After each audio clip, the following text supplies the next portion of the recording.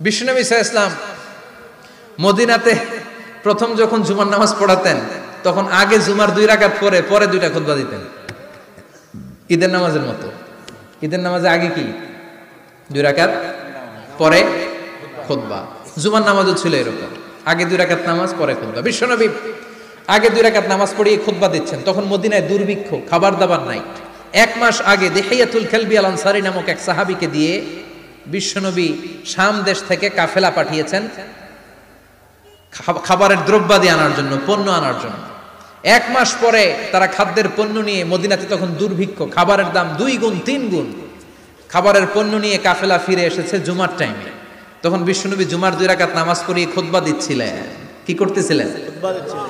আর তখন নিয়ম ছিল, কোন শহরে কাফেলা ঢুকলে তারা তবলা বাজাতো, ঢোল বাজিয়ে দিত, ঢোলের আওয়াজ সবাই শুনে ওইখানে জড়ো হতো, যার যত পণ্য কিনা দরকার পণ্য কিনে নিয়ে চলে যেত। বিশ্বনবী জুমার নামাজের ইমামতি করে 2টা খুতবা যখন দিবেন, মিম্বারের মধ্যে দাঁড়িয়ে বিশ্বনবী মসজিদে নববীতে খুতবা দিচ্ছেন। খুতবার মাঝখানে বিশ্বনবী তবলার আওয়াজ শুনতে পেলেন। কিসের আওয়াজ?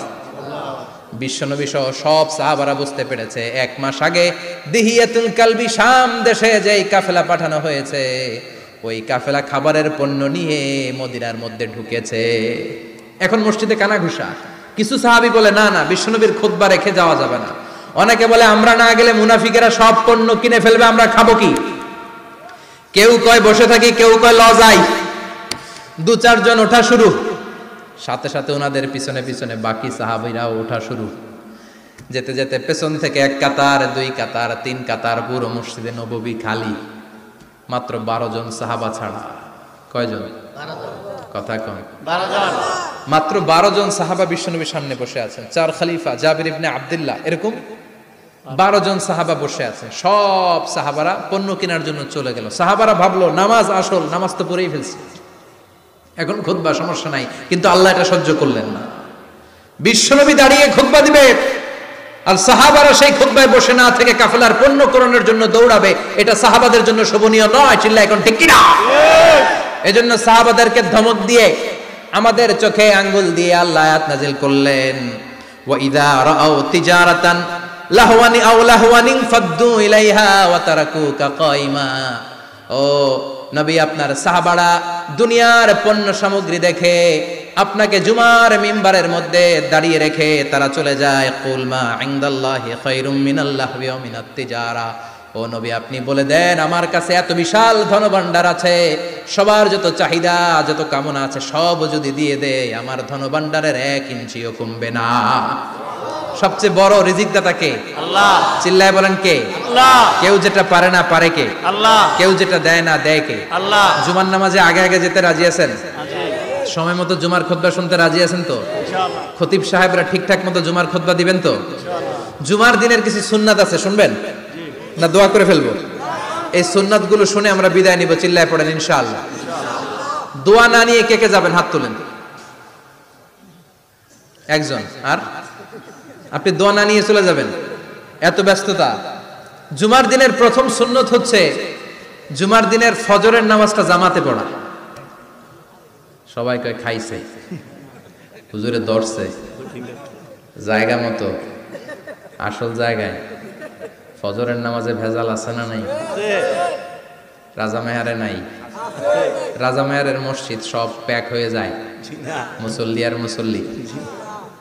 জুমার নামাজের প্রথম সুন্নত হচ্ছে ফজরের নামাজটা কি পড়া? জামাতে।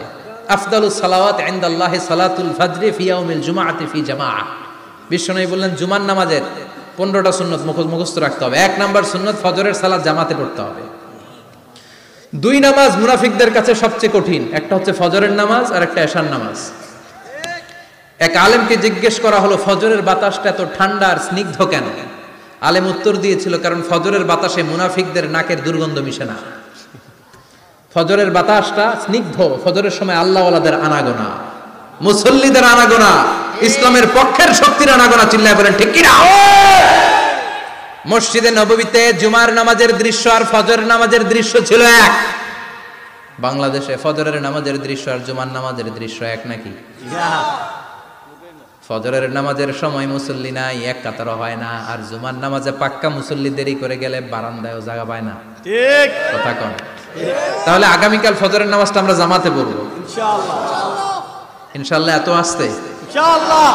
আরো জোরে পড়েন ইনশাআল্লাহ। ইনশাআল্লাহ। মনে থাকবে? ইমাম সাহেব কে মসজিদের? ইমাম কই? হাফেজ সাহেব কই? কালকে দেখবেন যে কি অবস্থা হয় ফজরের সময়। জুমার নামাজের মতো ভিড় হবে, আসা যাবে না। ঠিক কথা কয় না। 2 নম্বর সুন্নাহ হচ্ছে আসওয়াক, মেসওয়াক করা। মাথরাতুন লিল ফাম মারদাতুন লির রাব। মেসওয়াক করলে দাঁত পরিষ্কার থাকে, আল্লাহ খুশি হয়ে যায়।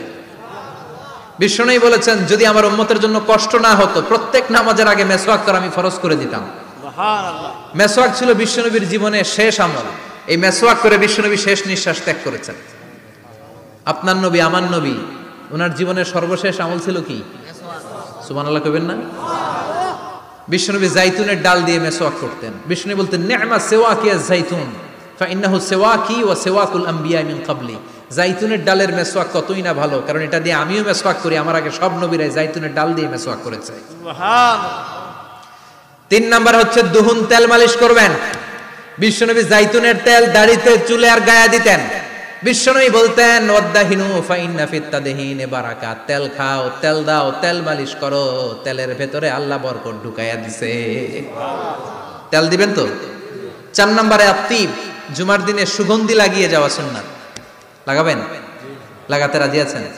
বিশ্বনবী বলতেন, এই দুনিয়ার 3টা জিনিস আমার কাছে সবচাইতে প্রিয়। হুব্বিবা ইলাইয়া মিন দুনিয়াকুম সালাস। এক হচ্ছে আন-নিসা, নারীদেরকে আমি পছন্দ করি। 2 হচ্ছে আত্তিব, সুগন্ধি লাগাতে আমি পছন্দ করি।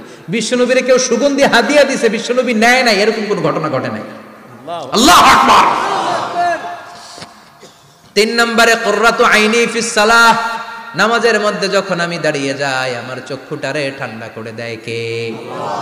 আবার বিশ্বনবী বলতেন, আরবাউন মিন সুনানিল মুরসালিন। 4টা সুন্নাত সব নবীদের সুন্নাত। 1 নম্বরে আল হায়া, মানে লজ্জা।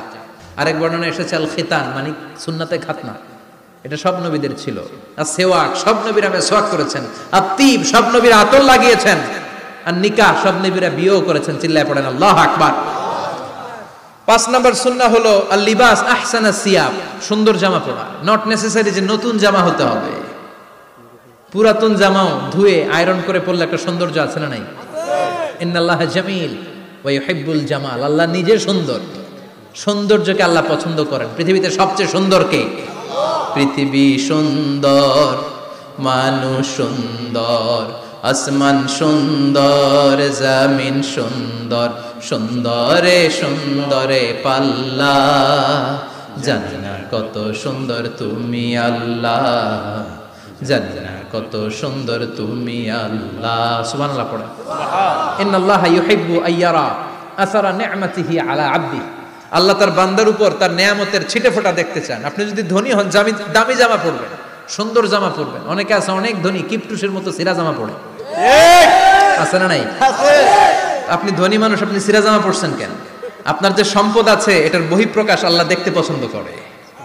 আপনাকে যে আল্লাহ কি নাজ নেয়ামত দিয়েছে, অহংকার ছাড়া স্বাভাবিক বহিঃপ্রকাশটা আল্লাহ দেখতে পছন্দ করে। কোন সুবহানাল্লাহ।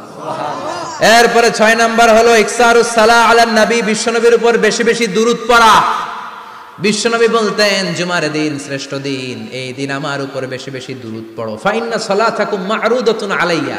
কেননা তোমরা যে আমার উপর দুরূদ পড়ো, কিয়ামতের আমি মরে যাওয়ার পরে এই দুরূদগুলো কে পাঠিয়েছে তার নাম, তার বাবার নাম সহ ফেরেশতারা আমার কবরে দিয়ে আসে। সুবহানাল্লাহ।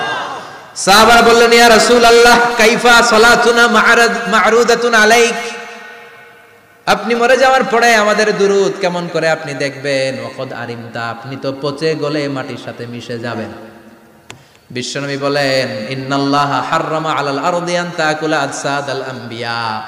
নবীদের লাশকে খেয়ে ফেলা, নবীদের লাশকে পচিয়ে ফেলা জমিনের সব মাটির জন্য আল্লাহ হারাম করে দিয়েছে। নবীদের লাশ পচে না, নবীদের লাশ গলে না। যারাই বিশ্বনবীর উপর দুরূদ পড়বেন, আপনার নাম সহ, আপনার বাবার নাম সহ, মালাইকাতুস সাইয়াহিন, একদল ফেরেশতা আছে শুধু রাউন্ড দেয় গোটা ওয়ার্ল্ডে। কারা বিশ্বনবীর উপর দুরূদ পড়েছে, এই দুরূদ নিয়ে, এই নাম নিয়ে বিশ্বনবীর কবরে তারা পৌঁছে দেয়। চিল্লায় পড়েন আল্লাহু আকবার। এরপরে বিশ্বনবী বলতেন, জুমার দিনে সূরাতুল কাহাফ পড়বা। কাহাফ পড়া সুন্নাহ। সূরাতুল কাহাফ পড়তে রাজি আছেন? আগামীকাল রাজি আছেন তো?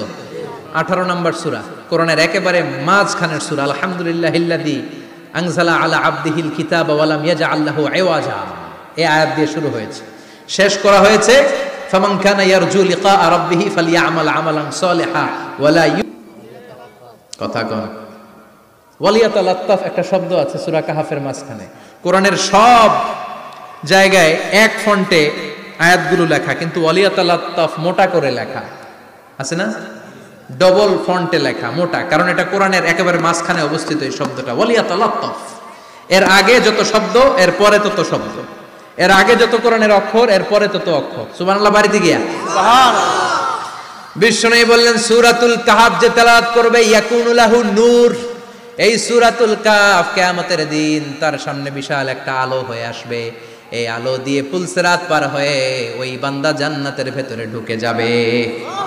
আবার বিশ্বনবী বলেন যারা সূরাতুল কাহাফের প্রথম 10 আয়াত তেলাওয়াত করবে জুমার দিন, শেষের 10 আয়াত যারা জুমার দিন তেলাওয়াত করবে, দাজ্জালের ফিতনা থেকে তাদেরকে মুক্ত রাখবে কে? আল্লাহ। সুবহানাল্লাহ পড়বেন না? কালকে সূরাতুল কাহাফ দিয়ে সকাল শুরু করতে রাজি আছেন? সবাই রাজি? এরপর আত-তাবকির ইলাল মসজিদ, মসজিদে আগে আগে যাওয়া সুন্নাত। আগে যিনি যাবে উনি কি পাবে? তারপরে গরু, তারপরে বকরি, তারপরে মুরগি, মুরগির পরে ডিম না আন্ডা? আন্ডা। আল মাশিউ আলাল ইকদাম, বিশ্বনবী বললেন হেঁটে হেঁটে জুমার নামাজে যাওয়া সুন্নাহ। রিকশা, হুন্ডা, সাইকেল, সিএনজি দিয়ে গেলেও হবে, কিন্তু হেঁটে হেঁটে গেলে সওয়াব বেশি না কম?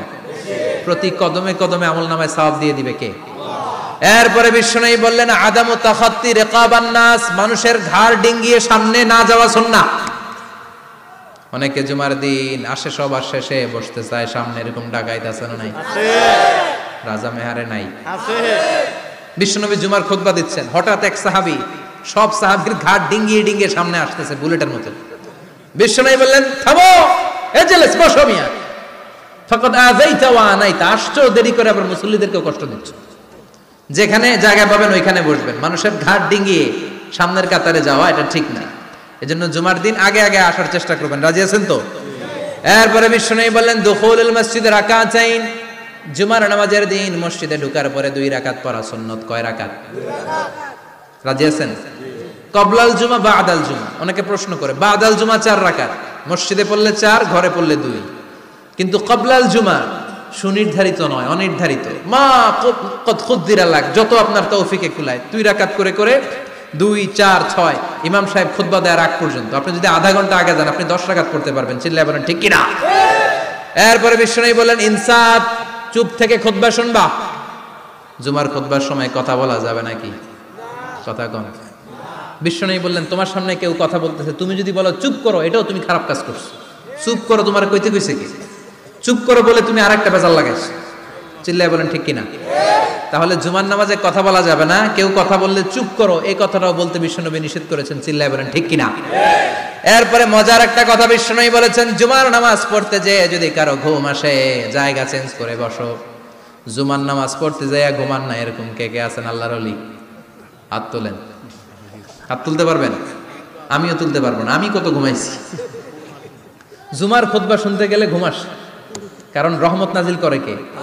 পুরো মসজিদের ডানে বায়ে রহমতে ঠাসা, খালি ঘুম আর ঘুম। আছে না নাই? ঘুম আসলে কি করবেন? উঠে যাবেন, উঠে জায়গা চেঞ্জ করবেন, পানির ঝাপটা দিবেন, ঘুম দূর করে দিবে কে? এরপরে বিশ্বনবী বললেন জুমার দিন দোয়া করলে কবুল হয়। এমন একটা সময় আছে জুমার দিনে, ওই সময়ে যদি বান্দা আল্লাহর কাছে কিছু চায় সেটা না দিয়ে খালি হাতে আল্লাহ বান্দারে ফিরায়া দেয় না। সেটা কখন? অনেক ইখতিলাফ আছে, বেশিরভাগ মুহাদ্দিসিন বলেছেন জুমার দিন আসরের নামাজের পর থেকে মাগরিবের আগ পর্যন্ত, বিশেষ করে মাগরিবের আগের আধা ঘন্টা, এই সময় আল্লাহর কাছে বান্দা যদি কিছু চায় এই দোয়া আল্লাহ ফিরিয়ে দেয় না। এই 15টা সুন্নাত কালকে আমল করা যাবে তো? সবাই রাজি? জুমার খুতবা মনোযোগ দিয়ে শুনবো তো? আগে আগে আসবো তো? দোকানপাট বন্ধ করে জুমার নামাজের ভাবমূর্তি রক্ষা করবো তো? খতিব সাহেব যারা আছেন জুমার আলোচনাটাকে আরো কনস্ট্রাকটিভ ওয়েতে নেন, সব বন্ধ হবে, জুমা বন্ধ হবে। তাফসির মাহফিলে 144 ধারা আছে না নাই?